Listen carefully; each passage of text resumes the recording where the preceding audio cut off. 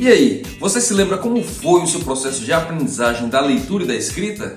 Talvez hoje pareça que tenha sido algo muito simples, mas a psicologia afirma de que é um momento extremamente complexo e difícil para a criança. Por isso esse capítulo é dedicado à pré-história da linguagem escrita. Não saia desse vídeo, você talvez receba algumas dicas valiosas aí para a sua vida. Deixe seu like e vamos pro vídeo. Olha, por mais que pareça natural a leitura e a escrita depois de algum tempo, ele é um processo muito complexo e difícil porque as palavras elas são signos arbitrários. Elas não têm relação com o objeto que elas representam. E esse é um grande desafio para a criança, utilizar uma palavra como signo de um objeto. Daí a gente vai ver algumas dificuldades que as crianças apresentam. Por exemplo, o filme Como Estrelas na Terra é um excelente exemplo. Se você já assistiu, tem uma cena marcante onde o professor vai à casa da família, onde aquela criança, o Ishan, ele tinha dificuldade para ler, para escrever, e a família não sabia que, na verdade, ele tinha um pequeno problema de dislexia.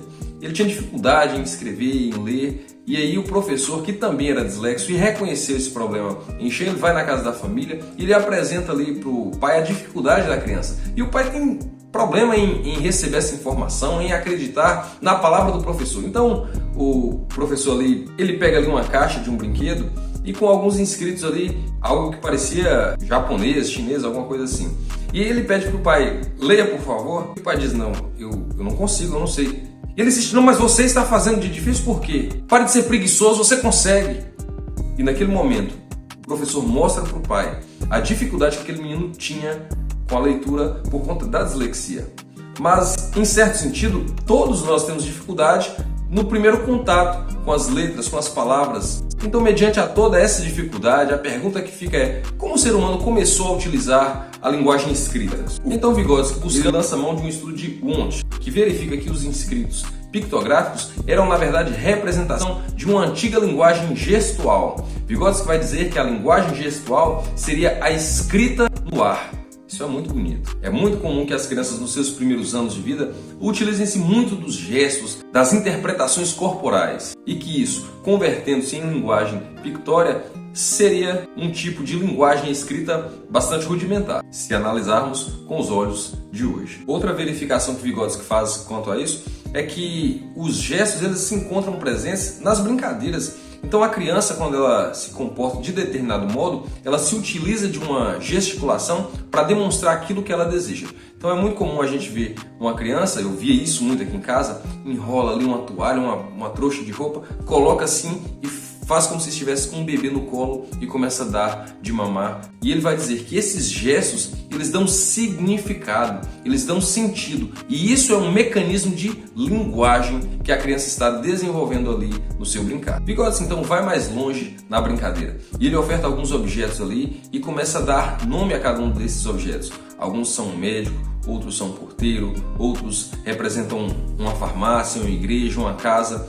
E esses objetos são arbitrários. Uma faca, um relógio, um lápis, uma bolsa, e todos são postos sobre a mesa e ali é contado para as crianças uma história utilizando aqueles objetos como locais ou personagens. E é percebido que a maioria das crianças de 3, 4, 5, 6 anos elas conseguem compreender perfeitamente a história que é ali transmitida por meio da execução daqueles objetos como se fossem pessoas ou locais. E isso deixa claro para Vygotsky que já na pré-escola é possível que as crianças consigam trabalhar com signos arbitrários. E como nós já falamos, as palavras são signos arbitrários. Então se as crianças conseguem utilizar isso em outras situações, como no brinquedo com objetos, elas vão conseguir de algum modo fazer isso com as palavras. Agora então eles decidem ir um pouco mais fundo.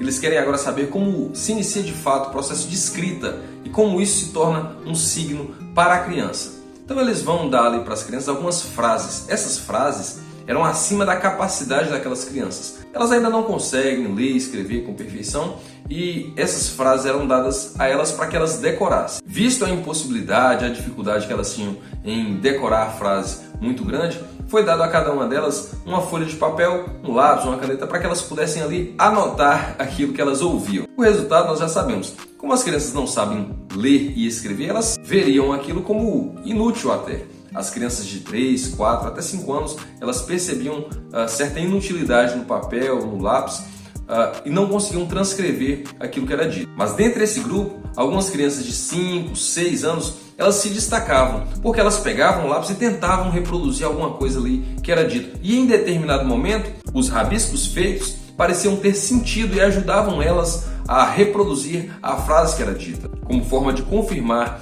se não era apenas uma jogada de sorte, eles pediam à criança para reproduzir aquele rabisco e dizer novamente o que ele significava.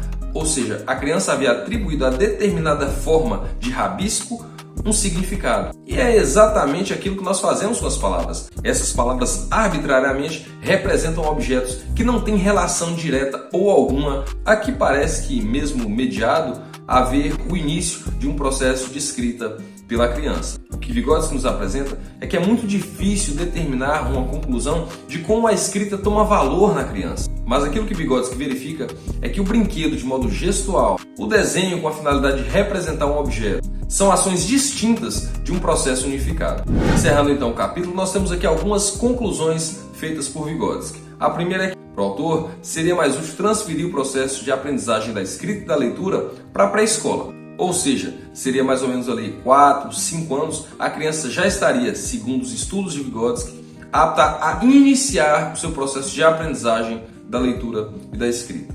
E ele vai fundamentar essa sua posição. Bom, eu trago aqui, Etzer. Ele indica em seu estudo que 80% das crianças com 3 anos conseguem dominar os signos arbitrários. E ele ainda segue dizendo que esse número vai subir para quase o total, quase 100% delas conseguem, dos 4 aos 6 anos, dominar signos arbitrários. Quando a gente fala de signos arbitrários, mais uma vez eu te lembro, nós estamos falando de palavras. Burt relata que na Inglaterra, a grande maioria das crianças são capazes de ler aos 4 anos e meio de idade. Pega esse dado aí para você.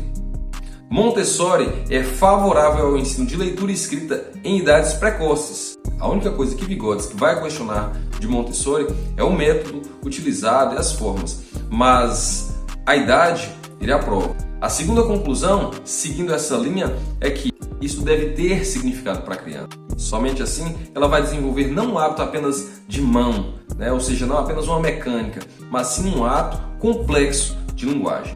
Em um terceiro momento, ele diz que a leitura deve ser aprendida de modo natural, embora a gente saiba que isso não é tarefa simples. Ele vai dizer que é muito melhor quando isso ocorre junto do brinquedo e não com imposição. Para fechar isso, eu trago uma citação que encontra-se na página 144, que diz assim: o melhor método é aquele em que as crianças não aprendam a ler e a escrever, mas sim descubram essas habilidades durante as situações de brinquedo. Chegamos ao final desse capítulo, desse livro e desse vídeo. Se você gostou, me ajude aí, curta, comente e compartilhe para mais pessoas. Até o próximo vídeo, um abraço!